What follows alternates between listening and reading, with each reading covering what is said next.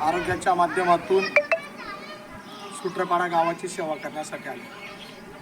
आज तिसरा ते चौथ्यांदा सूत्रपाडामध्ये येत आहे। आज त्यांचं कौतुक करणं म्हणजे एवढं सोपं नाही।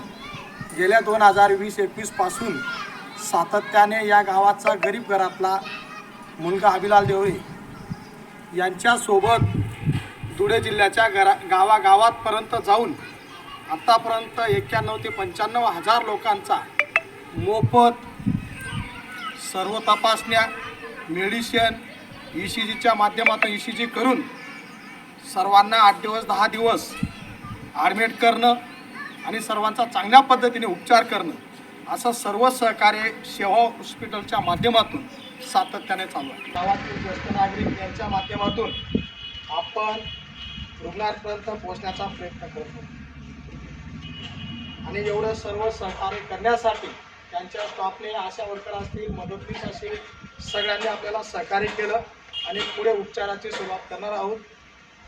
सगळ्या रुग्णांचा चांगला उपचार हो, पुढील जो पण काही उपचार असेल सेवा हॉस्पिटलच्या माध्यमातून इथं ECG करून दम पेशंट असतील त्यांना 7 दिवस 10 दिवस 15 दिवसाचे जरी ट्रीटमेंट असेल गव्हर्नमेंटच्या रूलनुसार मोफत केले जातील।